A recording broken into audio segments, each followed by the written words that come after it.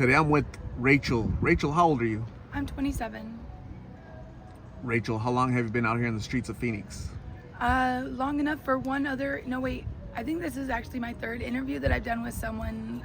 I don't know if it's anything like this one, what your questions might be like, but I'm still 27. All three of them, this is the third one, are going to be while I'm 27. So, and I've never done like an interview on camera before. So, before the first one this year, or within this last year. But what was your question? Okay. So when did you start using blues? I started smoking like 5 years ago. I smoked G for the first time when I was 19. I smoked weed for the first time when I was 17 or 18. I smoked cigarettes for the first time, I think, when I was 17 or 19, something like that. So it progressed from cigarettes to weed Yeah, to G. it progressed from like people saying like white people can't dance, and there being too much weight on my joints and stuff, and seeing like the weightlessness of smoke and feeling like the weight that was on me, and I was kind of heavy set too, and smoking like seemed to help me like float around. Like have you ever seen that movie Miss Congeniality, where he's like you have to float, you know, like a princess, you have to float. Like that's kind of what got me smoking. Okay.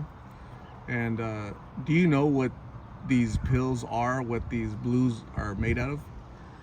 Well, for me, nothing's really made out of what other people say it is, because once you let other people establish dominance over your reality, then they can say what your muscles are made out of, you know? And I don't want you to be able to say what my fat is made out of, because I know what I ate. You know what I mean? I know what textures feel like to me. I know what my fat feels like to me on the inside. And when I breathe in, I know what the air smells like to me. What does your reality look like being out here, living out here on the streets? It's rough because people say that it is, because they want it to be. They want their life to be like the epitome. You know, everybody wants their life to be the best life that there is. And I understand that to some extent, but to my extent, I want every texture of reality for everybody to be exactly equal. Because I'm very mathematically kind of inclined. Like, I was more into English literature and stuff, but in kind of like a rhythmic, mathematic way. So I've always wanted every texture of reality to be equivalent to every other texture of reality. Got it. And have you ever tried treatment? Like rehab? Rehab? For a short time. I've been in different hospitals and stuff like that, and that was really difficult for me. The beds were really hard for me to sleep in. I had bad dreams and stuff just because like the people there were kind of hard on me. Like my family's hard on me, and I'm hard on myself. My fiance's hard on me. Everyone that I've been with or near has been kind of like fairly demanding of me in a textural way, you know, based on just my impact and effect on their reality.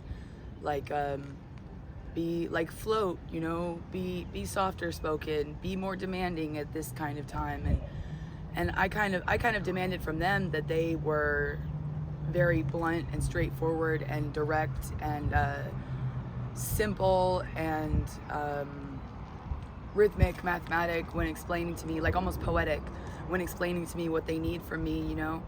And so I've been fairly demanding in that way, and they've been fairly demanding in a textural, real way, and I've been poetic, you know, afloat demand. What type of job did you last have? My last job was at Circle K, but the job that I've kind of centered around based on my opinion of jobs was when I worked at Target, because I was very much turned into a target in a silent way. Like when I'm not smoking and I'm kind of in this kinetic drift, like lack of momentum that's free or afloat, like it's very easy to demand things from me. I have actually been in my life just because it's been made easy to make me easy to demand things from.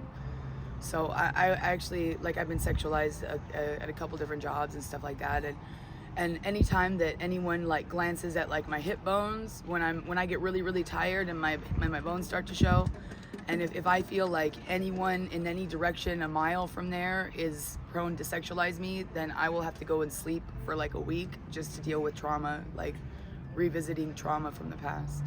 So that's what happened, is I had to sleep for like a week straight, and everyone's like, it's the drugs, it's you smoke cigarettes and that exhausts you, you do too much talking. And I'm like, no, it's tension from trauma, and I know the textures of my reality and how they touch me and how they affect me. So, but that's one thing that they kind of demanded from me, is that I bow to their will, their will, like bow to their real will, you know, and go reeling off into this direction that's going to benefit them based on their definable reeling, you know, like their trauma from the past, and like what best suits and stabilizes their life. And I know when people are doing this, and I've brought other people to like a conscious acknowledgement of other people like making us reel into other circumstances and stabilize their consciousness. And it's like raising awareness, you know, raising awareness of the real. You mentioned you have a fiance. When are you gonna get married?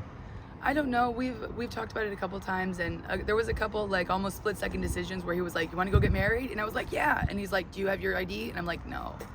So like it almost happened a few times. We're just waiting for the right moment to strike.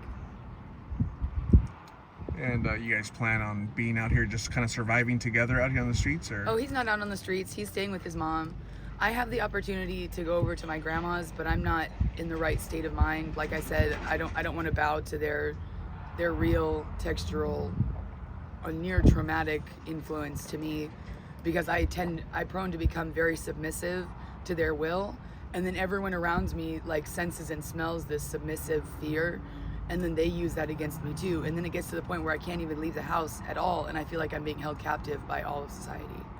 So I'm just trying to establish some kind of dominance over my own chemical balance, so that when I achieve momentum and I like am standing there bluntly respecting, approaching their reality and being blunt with my own reality as well, then that I'm not cast aside and tossed into this submissive, like inappropriate, like subtexture, you know?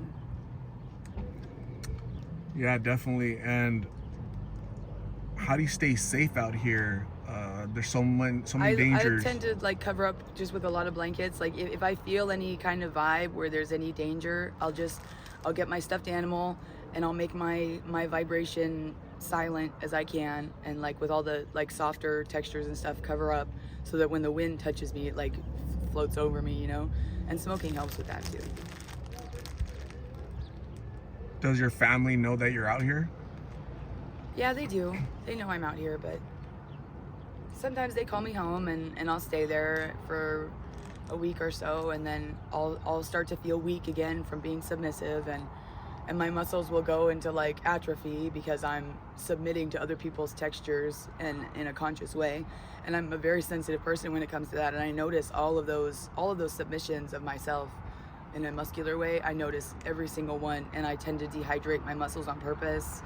And then I get the sense of dehydration, and I'll stop drinking water so that I can be sensitive to that, so that I know where the dehydration is.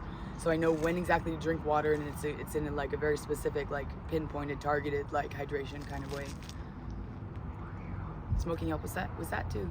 But that's just, I have been trying to find like reasons to smoke, you know, like because so many people have brought me reasons not to, like health reasons for other people and stuff like that. And that hasn't really affected me, though I have like helped people like clean themselves up a little bit, like when it comes to their synopses, you know, their split-second decisions and stuff like that, like what they've submitted to texturally from other people, had discussions with them about that, like just to help them clean up their, you know, reaction time. Where did you go to school? I went to Metro Tech High School, Alhambra College Preparatory, and then Glendale Community College. When you were younger, what did you want to become as an adult? I wanted to be a writer or an archaeologist. You're good with words? I like to think so. I'm better written though. Like even as I'm speaking now, like I don't know if you see me like glance back into my skull, but I do that a lot because I'm always writing everything that I say. I write it down in my brain first, and it's always floating around in my skin somewhere. I used to write on myself a lot in Sharpie, and I still have words float to the surface of my skin, like in all kinds of different colors and textures and stuff, from writing it all down inside.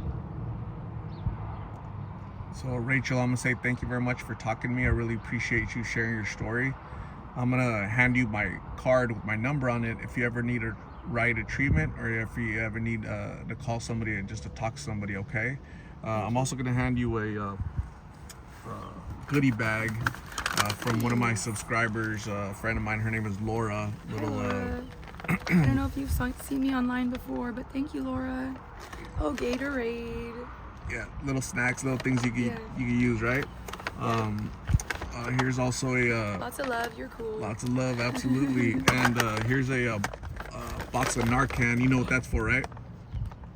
Oh, that's for overdoses. Yeah, counteract. Oh, it's a the- nasal spray overdose thing. Yeah, That's yes. perfect. That's Yeah. a lot better because I wouldn't be able to hit myself if it was a shooting up, thing. Right. So please stay safe, take care of yourself, and get well. Okay. Goodies.